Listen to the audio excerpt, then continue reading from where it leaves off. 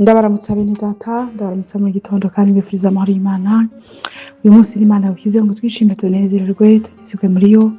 Turashima cyane pe, turashima Imana ko iba yaturinze, turashima Imana muri byinshi, turashima Imana ko hari Imana dufite imigambi myiza. Ndabizi ko nkunda kubivuga cyane, ariko buri muntu wese afite impamvu yo gushima n'umwuka duhumeka. Ni by God's grace, ni kubw'ubuntu bw'Imana. Kuba tugenda mu mihanda tukagaruka tugasinzira tukabyuka ni kubw'ubuntu bw'Imana. Niyo mpamvu rero buri wese afite impamvu yo gushima. Yego duca muri byinshi, ariko ibi byose ntabwo byatubuza gushima Imana. Haleluya! Niyo yatwiremeye, niyo ituzi, niyo dufite imigambi myiza. Ibyo byonyine kumva ko Imana ifitiye imigambi myiza niyo kwishima. Rimwe na rimwe hari igihe ducika intege tukibagirwa ko hari n'Imana yatuvuzeho. Umuntu agacika intege akibagirwa ko hari n'Imana yamuremye. Umuntu agacika intege akibagirwa ko ari Imana yamukunze, ngo Imana yadukunze. Haleluya! Ntabwo ariko twayikunze, niyo yabanje kudukunda. Haleluya! Iduha ubuzima ubu ngubu dufite. Niyo mpamvu rero niyo gushimwa, niyo gushima mwana nijoro, niyo gushimwa mu majyaramaza, niyo gushima tubyuka turyama, niyo gushimwa ibihe byose. Uzajya uba umudamu uzi gushima Imana, umenye gushima Imana mu bibi no mu byiza. Hari wangu uzajya uba umugabo uzi gushima Imana mu byo ucamo byose, umusore n'umukobwa uzi gushima Imana. Nta muntu uzi gushima Imana ni ukuri wakozwe n'isoni, kuko Imana iravuga ngo ntitukiganyire. Imana ikunda abantu biganyira, abana bayo biganyira, kuko tuzi neza ko imigambi yayo kuri twe ni myiza deje. Haleluya! Ndabashishikariza rero buri munsi uko bucya uko bwira ngo nanjye ubwanjye nibwira nzajya menya gushima Imana pe. Haleluya! Uyu munsi rero nyambagezeho ijambo riva muri Luka 10 uhereye ku 38 havuga ngo nuko bakigenda ngo bajya mu kirorero, umugore witwaga Marita aramwakira amujyana iwe. ngo yari afite mwene se witwaga Mariya, yari yicaye hafi y'ibirenge by'umwami Yesu ngo yumve ijambo rye. Baravuga ngo Yesu n'abigishwa be ngo bakigenda bajya mu kirorero, ngo umugore witwaga Marita aramwakira amujyana iwe, ajyana Yesu. ngo ariko Marita nawe ngo yari afite ngo na mwene se, hariho uwo bavukana witwaga Mariya. ngo ariko Mariya abonye Yesu ngo ahita agendesha ku birenge byiwe, ngo yumva icyo avuga, yumva ijambo rye. Ariko Marita we yahagaritswe umutima n'imirimo myinshi yo kuzima, numva ko yagiye guhita azimana. Turamutekera iki, turabakiriza iki? Haleluya! Nabyo ntabwo byari bibi, sibyo? Ntabwo byari bibi byo yakoze.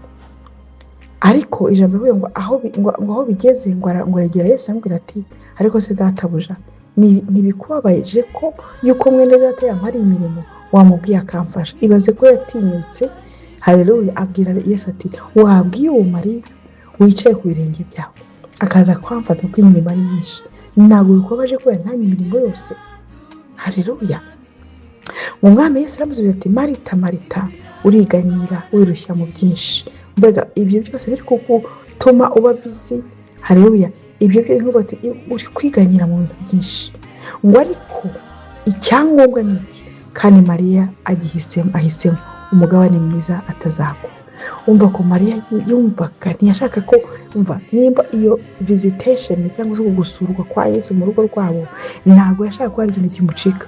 Yashaka ko n'umugisha bari bagiriwe yaraze kanicare ku birenge bya Yesu numva icyo avuga, kuko azi ko ni ijambo, ni ubuzima, ni byose. Haleluya! Ni umuzuko, niwe nzira, ni byose. Ariko Marita we ngo yagiye kuzimana, nuko navuze ntabwo ari bibi. Ariko Yesu yavuze ijambo abwira Marita ati, Marita Marita, uriganyira wirushya mu byinshi.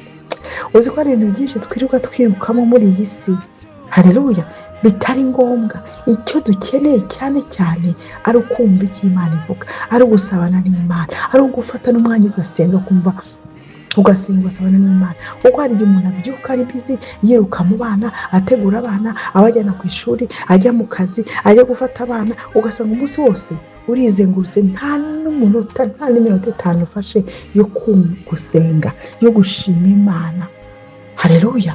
Ibyo rero ntabwo Imana ishaka ko tuba busy kuri iyi si, ibintu byinshi duhangayike twirukamo kugira ngo tuyiburire n'umwanya, kuko niyo yaduhaye ubuzima, niyo izi hejuru hawe hazaza, niyo ifite n'imigambi myiza ku buzima bwawe, niyo ifite ijambo rya nyuma ku buzima bwawe.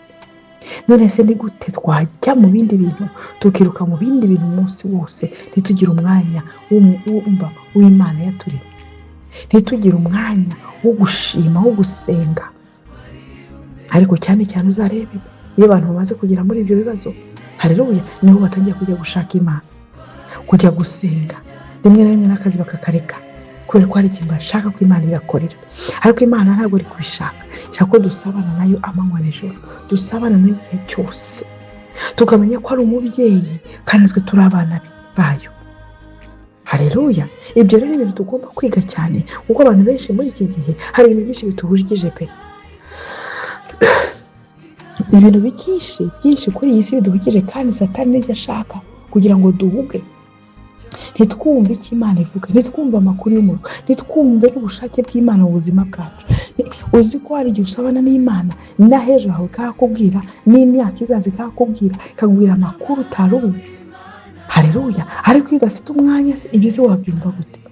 Ejo niho twije ijambo ryiza cyane ngo intama zanjye zumva ijwi ryanjye. Sibyo twize se? Ni gute nzumva ijwi ry'Imana se nirirwa niruka hirya no hino nta mwanya yifitiye? Ntabwo bibaho. Haleluya.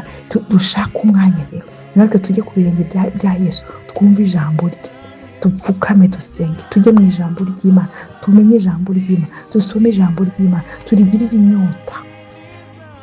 Haleluya. Ntitube baba abantu babyukira ku mafilime, wenda badafite akazi birirwa bareba filime, twirirwa ku matelefone, ugasanga cyagiye cyose Satani arakijyanye, kuko igihe ni ikintu gikomeye. So nitutamenya ukuntu tumanaginga igihe cyacu kizagenda, umunsi ushire nk'undi n'undi uzushire, ariko ugasanga urakizengurukaho, uracyabaho bwa buzima. Warina ngo se Imana uri hehe? Imana ko wanyanze, Imana ko se kutakinyibuka, ese icyo nayishaka ni uko natwe tumera nka Mariya, tukicara tugasabana n'Imana, tukumva amakuru, tukumva icyo Imana ivuga, nayo ikumva icyo tuvuga. Haleluya.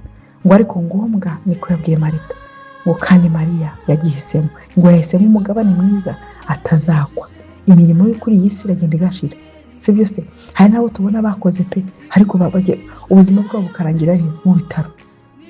Haleluya.